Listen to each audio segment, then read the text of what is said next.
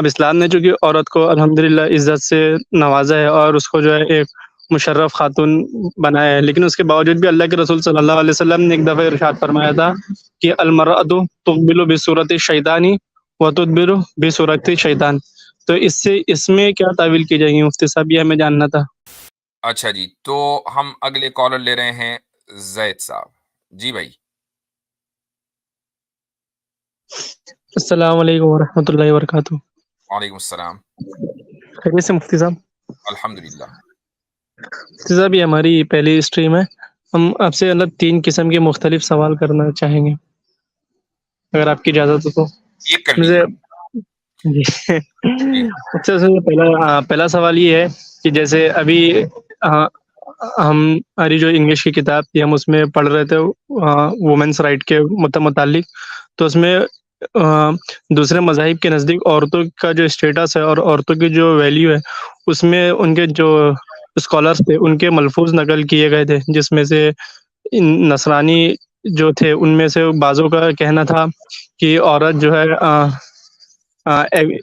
شیطان کا ایک حصہ ہے، کسی نے کہا کہ عورت جو ہے جہنم کے ایک داروغہ ہے، کسی نے کہا کہ عورت جو ہے برائی کی بیٹی ہے. اسی طریقے سے بہت سے ہندو جو لا گیورس تھے انہوں نے اپنی کتابوں میں لکھا ہے کہ عورت جو ہے کبھی آزادی کے لیے فٹ نہیں ہو سکتی، اور رامائن میں اسی طریقے کی باتیں لکھی ہے کہ مطلب انسانوں کو یہ جو جانوروں کو، غلاموں کو اور عورتوں کو جو ہے پنجرے کے اندر بند کر کے رکھنا چاہیے. اب اسلام نے چونکہ عورت کو الحمدللہ عزت سے نوازا ہے اور اس کو جو ہے ایک مشرف خاتون بنایا ہے، لیکن اس کے باوجود بھی اللہ کے رسول صلی اللہ علیہ وسلم نے ایک دفعہ ارشاد فرمایا تھا کہ المرأۃ تقبل بصورت الشیطان وتدبر بصورت الشیطان. تو اس میں کیا تعویل کی جائے گی مفتی صاحب، یہ ہمیں جاننا تھا. آپ کس مدرسے میں پڑھتے ہیں؟ ہم جو ہے دارالعلوم ندوۃ العلماء کی ایک شاخ ہے پچھلے ہفتے آپ آئے تھے. محض باغ یونس. جی ہاں، نہیں پچھلے ہم ہفتے آپ آئے تھے. ہاں نہیں، وہ ہمارے دوست تھے اصل میں. ہماری طبیعت ٹھیک نہیں تھی، ہم سو گئے تھے، اس نے ہمیں ٹھیک ہے. پھر بتایا تھا بعد میں. کس کتاب میں پڑھا آپ نے یہ؟ ہمارے نصاب میں ایک کتاب ہے ڈیسنٹ انگلش، تو اس میں ہم نے پڑھا تھا. ٹھیک ہے. لیکن اس طرح کے سویپنگ اسٹیٹمنٹس کبھی بھی نصابی کتابوں میں نہیں ہونا چاہیے، چونکہ ہر ایک جملے کا کوئی نہ کوئی معنی ہوتا ہے. جی یعنی مثلا عیسائیوں نے یہ بات. ہاں میوٹ کر دیں. زید صاحب میوٹ کر دیں، رک جائیے میں میوٹ کر دیتا ہوں. اچھا، تو جو جملے آپ نے ذکر کیے، چاہے وہ کرسچن اسکالرس کی طرف سے کیے ہوں یا رامائن کے حوالے سے ذکر کیے ہوں، ہر ایک کا ایک پس منظر ہوتا ہے. یہ چیز انٹلیکچولی ڈس آنےسٹ ایک بیہیویئر ہوگا کہ ہم یہ کہیں کہ نہیں، ہم رامائن کے جو جملے ہیں یا کرسچن اسکالرس کے جو جملے ہیں ان پر تو ہم ایز اٹ از کرٹیسائز کریں گے اور ان کا کوئی ہم بیک گراؤنڈ سمجھنے کی کوشش نہیں کریں گے. ہاں، لیکن جیسے ہی حدیث آ جائے گی تو اب ہم یہ کہیں گے کہ یہ بیک گراؤنڈ اس کا ہے، یہ ہے، وہ ہے. یہ میں اس چیز کے خلاف ہوں. کوئی نہ کوئی جو اس طرح کی کتابیں ہوتی ہیں کہ جن کا مقصد انسانوں کی ہدایت ہوتا ہے، چاہے وہ ہدایت مل رہی ہے یا نہیں مل رہی، وہ ایک الگ پوائنٹ ہے. ان کا مقصد انسانوں کی بھلائی ہوتا ہے، وہ مذہبی کتابیں ہوتی ہیں، تو ان کو ان کی ورسز یا آیتوں یا شلوکوں کو آؤٹ آف کانٹیکسٹ کوٹ کرنا اور ان کی بنیاد پر کوئی نتیجہ نکالنا غلط ہے. ٹھیک ہے، یہ بنیادی بات ہے. اس لیے ایسی کوئی بھی کتاب جس میں اس طرح کی بات کی گئی ہو اور آؤٹ آف کانٹیکسٹ ان کو ذکر کیا گیا ہو اقوال کو، یہ ٹھیک نہیں ہے. Point number 1. پوائنٹ نمبر 2، آپ نے جو حدیث ذکر کی کہ تقبل بسرعت الشیطان وتدبر بسرعت الشیطان، اسی طریقے سے ایک اور حدیث ہے کہ النساء حبائل الشیطان. تو رسول اکرم صلی اللہ علیہ وسلم کی اس حدیث کا بھی جو مقصد ہے وہ یہ نہیں ہے کہ عورتوں کو ڈیگریڈ کرنا یا ان کو سیکنڈ کلاس قرار دینا، یہ مقصد نہیں ہے. بلکہ مقصد یہ ہے کہ چونکہ خواتین ایموشنلی مردوں سے زیادہ پاورفل ہوتی ہیں، ایموشنز میں زیادہ اسٹرانگ ہوتی ہیں مردوں کے مقابلے میں، اور جو شخص ایموشنلی زیادہ پاورفل، زیادہ اسٹرانگ ہوتا ہے تو وہ اپنے ایموشنز میں بعض مرتبہ بہہ جاتا ہے.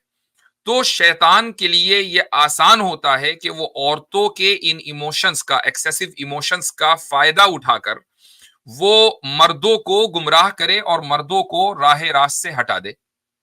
ٹھیک ہے, تو یہ ایک, چاہے اس میں عورت کا کوئی قصور بھی نہ ہو. میں اس کی ایک مثال دے دیتا ہوں. مثال یہ ہے سائنٹیفکلی اسپیکنگ کہ اگر ایک مرد اور ایک عورت اجنبی دونوں ایک کمرے میں ہوں, دونوں اجنبی ہیں, ان کا ایک دوسرے سے کوئی تعلق نہیں ہے, تو مرد کے اندر, چاہے عورت جو ہے وہ بالکل پاکیزہ ہو, پاک باز ہو, اس کے ذہن میں کوئی گندگی نہ ہو, اور مرد کتنا ہی, اللہ ہے کہ وہ نبی ہو, بات الگ ہے, وہ کتنا ہی شریف کیوں نہ ہو, مرد کے ذہن میں یہ خیال ضرور آئے گا کہ یہ عورت, اس کے ساتھ مطلب یہ کہ کوئی ایسا غیر اخلاقی عمل کیا جائے یا نہ کیا جائے.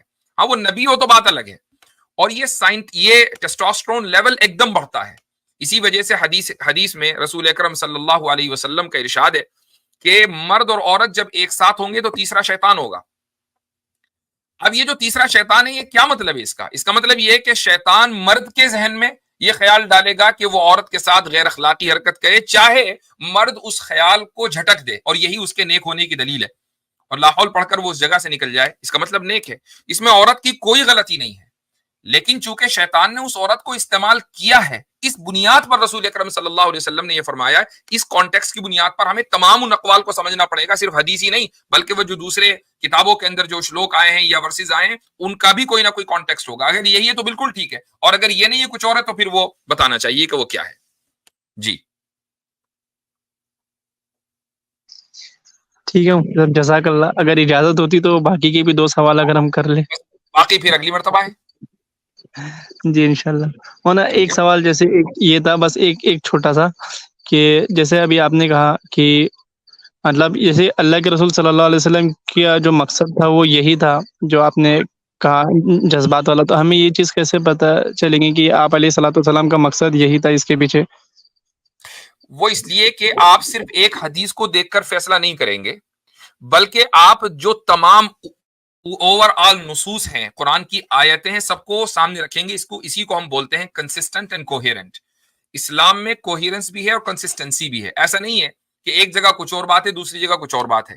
یعنی آپ صلی اللہ علیہ وسلم نے عورتوں کی بذات خود عورت ہونے کی بنیاد پر کہیں بھی برائی نہیں کی ہے, بلکہ عورت کو تعظیم دی ہے. آپ خود ہی کہہ رہے ہیں کہ بھئی اسلام کے اندر جو ہے عورت کو تعظیم ہے. کہاں سے آپ کو پتا چلا؟